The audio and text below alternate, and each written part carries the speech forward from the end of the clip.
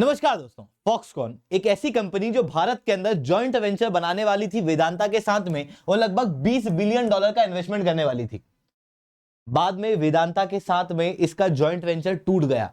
फिर लगा कि फॉक्सकॉन शायद भारत के अंदर इन्वेस्ट नहीं करेगी, पर रिसेंटली फॉक्सकॉन ने यह अनाउंस किया है कि वो भारत में लगभग $1.5 बिलियन की एक फैक्ट्री खोल के इन्वेस्टमेंट शुरू करेगी और आने वाले समय में धड़ल्ले से फॉक्सकॉन का इन्वेस्टमेंट भारत के अंदर होने वाला है। अब बात करते हैं फॉक्सकॉन के ऊपर, तो फॉक्सकॉन जो है वो एक ताइवान की कंपनी है जो सेमीकंडक्टर बनाने के लिए जानी जाती है और फॉक्सकॉन का भारत के अंदर आना भारत के सेमीकंडक्टर मिशन के लिए, असेंबल इन इंडिया मिशन के लिए, प्रोडक्शन लिंक्ड इंसेंटिव स्कीम के लिए बहुत ज्यादा मायने रखता है। इवन ये चाइना को काउंटर करने के अंदर भी एक बहुत इंपॉर्टेंट स्टेप भारत की तरफ से होने वाला है। देखो, अगर आप यहां देखोगे तो ये चाइना दिखाई दे रहा है, यहां पर ताइवान है। चाइना जो है वो ताइवान के ऊपर कब्जा करने की बात करता है। वहीं फॉक्सकॉन एक ऐसी कंपनी जो अभी तक चाइना के अंदर भी इन्वेस्टमेंट की हुई थी भारी मात्रा में, क्योंकि इनके पॉलिटिकल भले कॉन्फ्लिक्ट है पर इकोनॉमिक रिलेशन देखने को मिलते हैं। कई सारी ताइवान की कंपनियों ने चाइना के अंदर इन्वेस्ट किया हुआ है। उसी तरीके से फॉक्सकॉन भी एक कंपनी है जो चाइना के अंदर इन्वेस्ट कर चुकी है, क्योंकि चाइना के अंदर अभी तक चीप लेबर मिलता था, पर अब वो चीप लेबर चाइना के अंदर नहीं मिल रहा है, क्योंकि चाइना की आबादी धीरे धीरे करके बूढ़ी हो रही है। उनको चाहिए थोड़े ज्यादा पैसे। इवन चाइना की आबादी के अंदर देखने को मिल रहा है कि और अलग अलग फैसिलिटीज की मांग कर रहे हैं, जिसके कारण से चीप लेबर खत्म हो रहा है। इवन आपको याद होगा कोविड-19 की वजह से सप्लाई चेन डिसरप्ट हो गई थी, क्योंकि चाइना ने उस समय पर लॉकडाउन लगाया था, जिसके कारण से सामान पूरे वर्ल्ड में सप्लाई नहीं हो पा रहा था। इस वजह से चाइना प्लस वन स्ट्रेटेजी चलाई गई थी, जहां पर जो सप्लाई चेन है उसका सेंटर चाइना के साथ में और भी देशों के अंदर होना चाहिए। इवन चाइना की जो एग्रेसिव फॉरेन पॉलिसी है उसकी वजह से भी कई सारी कंपनियां अब चाइना से बाहर जाना चाह रही है, इंक्लूडिंग फॉक्सकॉन। और ऐसी कंडीशन में इन कंपनियों को अट्रैक्ट करना चाहता है भारत। और फॉक्सकॉन तो एक ऐसी कंपनी है जो मटेरियल सप्लाई करती है आईफोन को। ऐसी कंडीशन में जो आईफोन की फैसिलिटीज वगैरह भी हैं, उसके अंदर ये फॉक्सकॉन जो है बहुत इंपॉर्टेंट रोल प्ले कर सकता है। दोस्तों, ये पूरा जो मामला है ये किस तरीके से भारत के लिए बहुत ज्यादा सिग्निफिकेंस रखता है, किस तरीके से ये जो असेंबलिंग एक कंट्री से दूसरी कंट्री की तरफ जाती है, कैसे भारत के अंदर असेंबली अगर आएगी तो उसकी वजह से भारी फायदा भारत को हो सकता है। उन सारी चीजों को मैं शुभेंद्र चौहान इस सेशन के अंदर डिस्कस करूंगा, बट उसके पहले आप लोग मेरे साथ में SRC10 टेलीग्राम ग्रुप के ऊपर जुड़ सकते हो। मेरे क्लास की अपडेट, PPT, PDF सब कुछ आपको मिल जाता है। इसके अलावा दोस्तों, अगर आप लोगों को UPSC CSE की तैयारी करना है तो अनअकैडमी के ऑफलाइन सेंटर जो है वो खोले जा चुके हैं, जहां पर 30 नवंबर से बैचेज शुरू होने वाली है। दिल्ली के अंदर करोल बाग और मुखर्जी नगर के अंदर सेंटर है, प्रयागराज के अंदर सिविल लाइन के अंदर सेंटर है। अगर आप चाहते हो कि ऑफलाइन में आपको इंडिया के टॉप एजुकेटर एक रिलायबल इंस्टीट्यूट के अंदर पढ़ाएं, जहां पर आपको टेस्टेस मिले, जहां पर आपको लगभग हर स्टडी मटेरियल मिले, तो आप इन ऑफलाइन सेंटर्स को विजिट कर सकते हो। इवन जब आपको फीस बताई जाए ना कि इतनी फीस है, तो उस समय पर उनको कहना कि मैं शुभेंद्र सर का स्टूडेंट हूं, इसलिए SRC10 कोड लगा दो, तो आपको 35% तक का डिस्काउंट मिल जाएगा। इतना ही नहीं, अगर आपको लगता है कि नहीं मैं सेंटर तक नहीं जा सकता, सेंटर से जानकारी मेरे को घर बैठे ही मिल जाए क्योंकि मैं दूसरे शहर में रहता हूं, तो नीचे मैंने एक गूगल फॉर्म पिन किया हुआ है, उस गूगल फॉर्म को खोलना, उसे पूरा फिल आउट कर देना, जिसके बाद हमारी टीम जो है वो आपको रीच आउट कर लेगी। चलिए दोस्तों, समझने का प्रयास करते हैं यहां पर किस तरीके से चीजें हो रही हैं। देखो, सबसे पहले एकदम हिस्ट्री से शुरू करते हैं। ये जापान जो है एशिया के अंदर शुरुआती इंडस्ट्रियलाइज कंट्रियों में से एक था, जहां पर जापान के अंदर कई सारी कंपनियां जो है वो खुल रही थी। धीरे धीरे करके इलेक्ट्रॉनिक मार्केट डेवलप होने लगा था, जहां पर अलग अलग देशों के प्रोडक्ट आते थे, यहां पर असेंबल होते थे। जापान की खुद की भी कंपनी थी जैसे सोनी। धीरे धीरे करके जापान में प्रॉस्पेरिटी आने लगी, लोगों के पास में पैसा आने लगा। जब लोगों के पास में पैसा आने लगा तो लोगों की मांग बढ़ने लगी, यार थोड़ी और इनकम हो, थोड़ा घर भी मिल जाए, थोड़ी कार भी मिल जाए, जो डिमांड है वो बढ़ने लगी। ऐसी कंडीशन के अंदर जापान के अंदर लेबर जो है वो महंगा होने लगा। इवन जापान की आबादी जो है बूढ़ी होने लगी, सोशल सिक्योरिटी की मांग करने लगी। ऐसी कंडीशन में जो असेंबल्ड प्रोडक्ट है वो महंगा होने लगा, जिसके कारण से इवन जापान की खुद की कंपनियां जापान को छोड़ के दूसरे देश की तरफ जाने लगी, जैसे साउथ कोरिया। साउथ कोरिया के अंदर अब असेंबली होने लगी।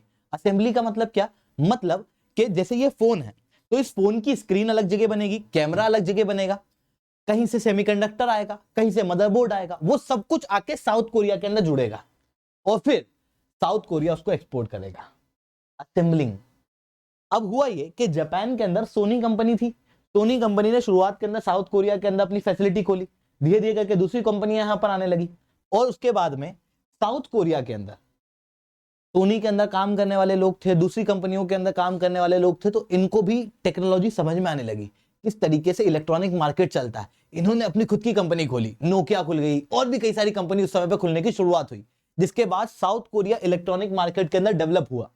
जैसे ही साउथ कोरिया इकोनॉमिक मार्केट के अंदर डेवलप हुआ, लोगों के पास पैसा आया, लोगों को अच्छी जॉब मिलने लगी और लोगों की डिमांड बढ़ने लगी। जैसे आप देखोगे ना कि एक अच्छा मिडिल क्लास जो 1 लाख कमाता है वो फिर अगली बार 2 लाख डिमांड करेगा, अगली बार वो 3 लाख डिमांड करेगा, फिर वो कहेगा कि कार भी मिल जाए, बाइक भी मिल जाए, मोटरसाइकिल भी मिल जाए, कार भी मिल जाए, घर भी मिल जाए, सब मिल जाए। तो वैसी चीज साउथ कोरिया में होने लगी, लेबर जो है महंगा होने लगा, जिसके बाद ये मैन्युफैक्चरिंग फैसिलिटीज चाइना की तरफ शिफ्ट हुई।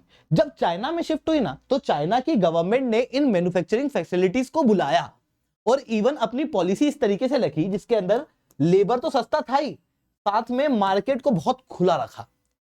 कंपनियों ने चाइना में इन्वेस्ट किया बहुत भारी मात्रा में, इवन वर्ल्ड की सारी कंपनियां चाइना के अंदर अपनी मैन्युफैक्चरिंग फैसिलिटी खोलने लगी। चाइना की खुद की कंपनियों ने भी कई सारी नई नई चीजें सीखी और जब नई चीजें सीखी तो चाइना की खुद की कंपनी भी डेवलप होने लगी। पर चाइना की जब इकोनॉमी डेवलप होने लगी, जब चाइना दुनिया का राजा बनने लगा, तो चाइना को घमंड आ गया। चाइना को लगा कि अब तो मेरे से कोई बढ़ के ही नहीं, जिसके बाद चाइना ने क्या किया, हर जगह पे अपनी पावर को दिखाना शुरू किया। लैंड पे इंडिया के साथ में, लाइन ऑफ एक्चुअल कंट्रोल के आसपास, अरुणाचल प्रदेश के अंदर, साउथ चाइना सी में, ईस्ट चाइना सी में, अमेरिका के साथ में ट्रेड वर्क शुरू हो गया। पर चाइना ये भूल गया था कि जो तुझसे पहले तख्त नशी था उसे भी अपने खुदा होने का इतना ही यकीन था। तख्ता किसी का होता नहीं है, तख्ता पलटता है। ठीक उसी तरीके से अभी होता हुआ दिखाई दे रहा है। चाइना के साथ में मल्टीपल चीजें एक साथ हो रही हैं। एक तरफ तो ट्रेड वॉर चल रहा है जिसके कारण से जितनी वेस्टर्न कंट्री है वो चाइना के अंदर इन्वेस्ट करने से डर रही है। दूसरी तरफ कोविड-19, उसकी वजह से भी चाइना के अंदर इन्वेस्ट करने से कंपनियां डर रही हैं। इवन चाइना की खुद की इकोनॉमी अब डाउनफॉल पे जा रही है। जिन आधार पे चाइना की इकोनॉमी बनी, जैसे रियल एस्टेट है और भी कई सारे फैक्टर्स हैं, म्युनिसिपल गवर्नमेंट है, वो सब ना कोलैप्स कर रहे हैं। ऐसी कंडीशन में चाइना की इकोनॉमी एक टिकलिंग बॉम्ब की तरह है और ये कभी भी फट सकता है, जिसके कारण से अब कंपनियां चाइना के अंदर इन्वेस्ट करने से डर रही है। तो अब ये असेंबली जो चाइना में हो रही थी वो कहीं और जाएगी। इवन चाइना के अंदर भी अब आप देखोगे तो आबादी बूढ़ी हो रही है। आबादी बूढ़ी हो रही है तो उसको सोशल सिक्योरिटी चाहिए, लेबर जो है महंगा होने लगेगा। चाइना में वो होता हुआ दिखाई दे रहा है, जिसके कारण से अब कंपनियां चाइना को छोड़ रही हैं और कहां जाएंगी, तो उसके अंदर अलग अलग देश इन कंपनियों को अट्रैक्ट करने की कोशिश कर रहे हैं, जिसके अंदर वियतनाम है, भारत है और भी कई सारी डेवलपिंग कंट्री है। पर भारत इसके अंदर धीरे धीरे करके सक्सेसफुल होता हुआ दिख रहा है, क्योंकि भारत की सरकार की पॉलिसी इस तरीके की है। जैसे भारत ने असेंबल इन इंडिया करके पूरा मिशन चलाया हुआ है, make in India, made in India, ये सब कुछ भारत को आगे बढ़ाने में मदद कर रहा है। ईज ऑफ डूइंग बिजनेस, ये सब कुछ जो है वो कंपनियों को अट्रैक्ट कर रहा है। और एक बहुत इंपॉर्टेंट स्कीम जो भारत सरकार द्वारा चलाई गई वो थी प्रोडक्शन लिंक्ड इंसेंटिव। अब आप ये असेंबल इन इंडिया समझ पा रहे हो ना, वैसे ही प्रोडक्शन लिंक्ड इंसेंटिव क्या है कि जैसे जैसे प्रोडक्शन बढ़ेगा, जैसे जैसे कंपनी सेल बढ़ाएगी, उस सेल के ऊपर इंसेंटिव दिया जाएगा, जिसके कारण से कंपनी को बेनिफिट ज्यादा होगा अगर वो भारत के अंदर इन्वेस्ट करती है। तो फॉक्सकॉन के लिए तो अलग से भारत सरकार द्वारा पीएलआई के अंदर फंड निकाला गया था, जिसके कारण से फॉक्सकॉन को सबसे ज्यादा अट्रैक्टिव मार्केट भारत लग रहा था। और इवन अगर फॉक्सकॉन आती है तो ऐसी कंडीशन में आईफोन भी आएगा। इवन फॉक्सकॉन की और भी कई सारी फैसिलिटी भारत के अंदर अवेलेबल है, गुजरात वगैरह के अंदर इनकी मैन्युफैक्चरिंग फैसिलिटीज हैं। पर फॉक्सकॉन को जब इतना बेनिफिट हो रहा था तो इन्होंने सोचा कि $20 बिलियन का इन्वेस्टमेंट जो है वो भारत के अंदर करेंगे सेमीकंडक्टर फैसिलिटी को बढ़ाने के लिए। और ये $20 बिलियन का इन्वेस्टमेंट अकेले फॉक्सकॉन नहीं करने वाला था, बल्कि वेदांता के साथ में एक जॉइंट वेंचर क्रिएट कराने वाला था। पर फॉक्सकॉन और वेदांता के बीच में बनी नहीं, जिसके कारण से वो जॉइंट वेंचर टूट गया।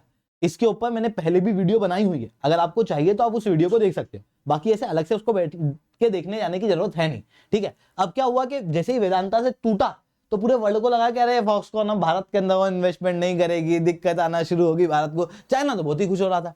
पर उसी समय रिसेंटली फॉक्सकॉन के द्वारा अनाउंस किया गया कि वो एक नई फैक्ट्री भारत के अंदर खोलेगी 1.6 बिलियन डॉलर की, यानी कि लगभग 13,000 करोड़ का इन्वेस्टमेंट फॉक्सकॉन भारत के अंदर करने वाला है। दोस्तों आपको क्या लगता है, गवर्नमेंट की जो स्कीम्स हैं, ये जो पॉलिसीज हैं, ये कितनी इफेक्टिव हैं? क्या भारत आने वाले समय में सच में ये जितनी भी असेंबली करने वाली कंपनियां हैं, सेमीकंडक्टर की कंपनियां, इलेक्ट्रॉनिक मार्केट है, ये भारत की तरफ शिफ्ट होगा या किसकी तरफ?